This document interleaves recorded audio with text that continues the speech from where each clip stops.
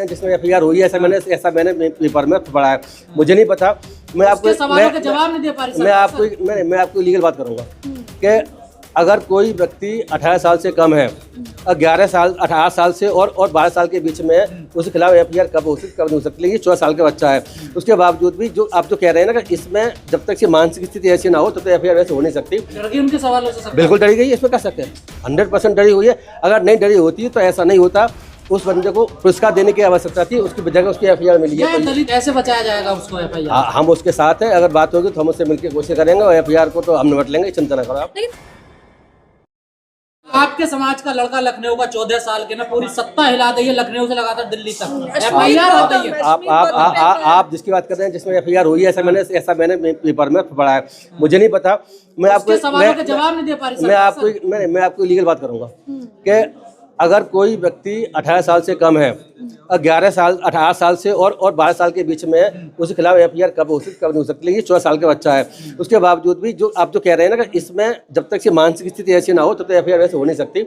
अब कर ली ये वो अलग इशू हो गया, वो बात का विषय है। लेकिन मैं आपको बताता चलूँ कि ये जो एफआईआर करी गई है वो ये चाहते हैं कि देश में तार्किक जो स्थिति है वो ना बन पाए, देश धर्म के आधार पर और धर्मांध लोग ही पैदा होते रहे। इसीलिए उन्होंने इस बच्चे की जो तार्किक बात कर रहा है, पढ़ने की बात कर रहा है, या जो हिंदू धर्म के सवाल कर रहे हैं, उस पर उनको सवाल पूछने वाले लोग इस सरकार को नहीं चाहिए, इसीलिए उनकी एफआईआर की गई है। तो क्या डर गई उनके सवालों से? बिल्कुल डरी गई है, इसमें क्या शक है, 100% डरी हुई है। अगर नहीं डरी होती तो ऐसा नहीं होता, उस बंदे को पुरस्कार देने की आवश्यकता थी, उसकी जगह उसकी एफआईआर मिली है। दलित है बच्चा, इसलिए दलित का एंगल भी है इसमें, दलित का एंगल तो हमेशा रहता ही है।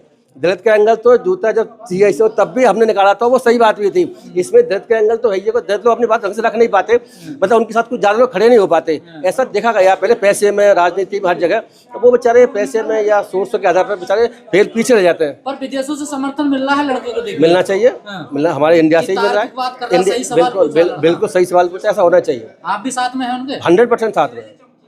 तो कैसे बचाया जाएगा उसको एफआईआर? हम उसके साथ हैं, अगर बात होगी तो हम उससे मिलकर कोशिश करेंगे और एफआईआर को तो हम निपट लेंगे, चिंता न करो आप। लेकिन बीजेपी तो कह रही है कि वो धर्म को जो है धंधा बता रहा था, पाखंड बता रहा था और ये सब बर्दाश्त नहीं किया था। नहीं तो सही बता रहा था, इसमें क्या, उसकी मर्जी, उसको स्वतंत्रता का अधिकार है, वो कह सकता है धर्म को ना माने, वो कह सकता है कि मैं नास्तिक रहूं, इसमें दिक्कत का संविधान उसको इजाजत देता है। लोग कह रहे हैं कि ऐसा कानून आना चाहिए, मंदिरों में पैसों की जगह फूल चढ़ने चाहिए।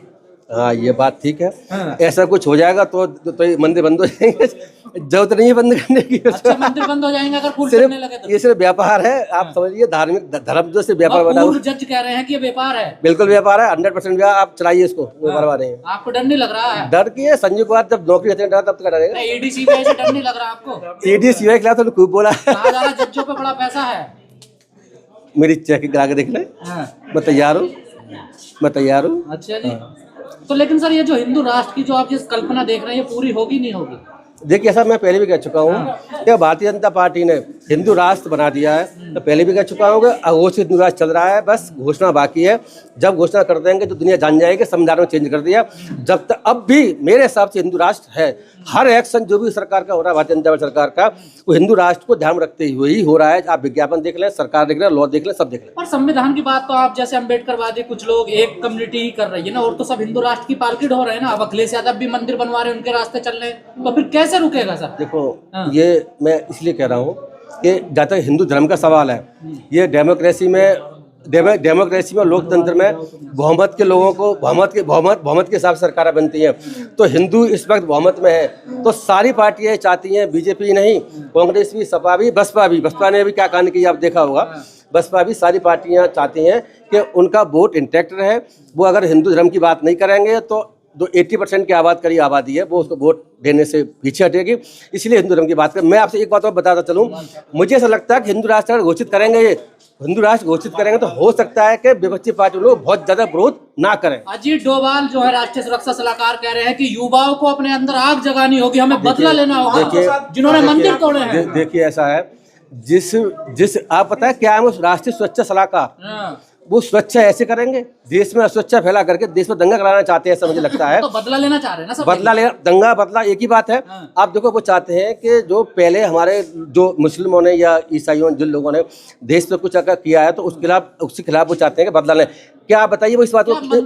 नहीं, आप एक बात देखिए कि अगर इस बात को दलित शूद्र कहें तो हम भी बदला लेंगे, हमारे साथ क्या हुआ है, बुद्धिस्ट लोग कहें कि हमारे हमारे जो धर्म को तोड़े गए हम भी बदला लेंगे, ऐसे देश नहीं चलता। वो जो है देश में जो है आग लगाने की कोशिश कर रहे हैं, ऐसा मैं कह सकता हूँ। उसमें कहा जा रहा है कि मुसलमानों ने मंदिरों को तोड़ा है, लूटा है, उसी संदर्भ में उनका ये बयान था कि बदला लेना है। आप बुद्धिस्टों के जो मठ है वो भी किसने तोड़े हैं, हिंदुओं ने बहुत तोड़े हैं। इसके अलावा दलितों के साथ जो अत्याचार हुआ है आप सब जानते हैं, इतिहास में गवाह है, इसमें रिकॉर्डों में है, इसमें कोई डाउट नहीं है। तो क्या दलित ये कहते हैं कि हम बदला ले लेंगे ब्राह्मणों से, किसी लोगों से? ऐसा नहीं हो सकता। आज संविधान लागू है। अगर मौका मिले बहुजनों को तो वो लेंगे क्या? बिल्कुल नहीं लेना चाहिए, मैं बिल्कुल लेना चाहिए। बदला लेने वाला सिस्टम चलेगा नहीं जब से 1950 के बाद में। अब पहले देश नहीं था, संविधान देश चल रहा है, संविधान बदले की कोई भावना नहीं होती। तो मताधिकार पे आप देख रहे हैं ऐसे ही चल रहा है पूरे देश में, और उस पर वोट चोरी की कहानी आप देख ही रही है, विपक्षी पार्टी अपनी बातों को उठा रही है।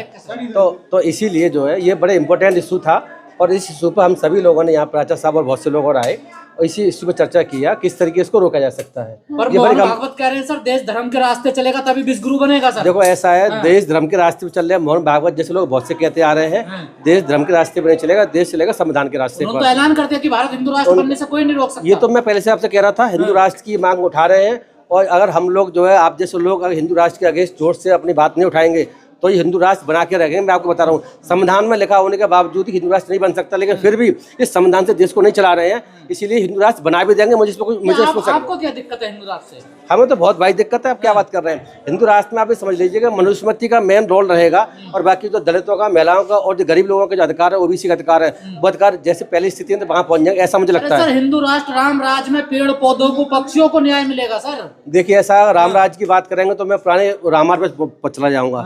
रामायण में क्या पोजीशन थी, आप शंभु निधि का वध का कहानी जानते हैं। जो इन्होंने सबरी के बेर वाली कहानी है वो आपको पता बाद में रामायण में नहीं मिलती है, वो मिलती है तुलसीदास की रामायण। वो टोटल फ्रॉड है। असलियत यही है कि उस वक्त भी हम लोगों के साथ में, दलितों के साथ में, शूद्रों के साथ में, महिलाओं के साथ में, जब किसी जाति धर्म को बहुत बड़ा अन्याय था, समानता के आधार पर दुनिया नहीं चलती थी, ये राम राज्य में होता था। दलितों के लिए खतरनाक कांग्रेस या बीजेपी? दलितों के लिए बीजेपी तो बहुत खतरनाक है। बीजेपी तो सभी के लिए खतरनाक है। बीजेपी ब्राह्मणों के लिए भी खतरनाक है। मैं इसीलिए कह रहा हूँ कि दलितों का, ओबीसी का, मुसलमानों का, अल्पसंख्यकों के खिलाफ तो वो है ही है। वो ब्राह्मण जो बीजेपी की राह से सहमत नहीं है उनके लिए भी बीजेपी खतरनाक है।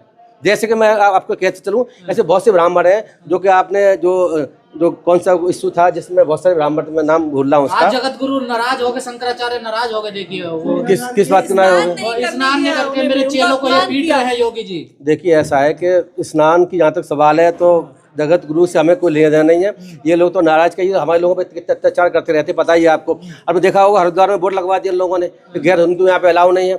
ये पूरे असंवैधानिक है। वो 1916 के किसी कानून की जो बाकी म्यूनिसिपल लॉ की बात कर रहे हैं।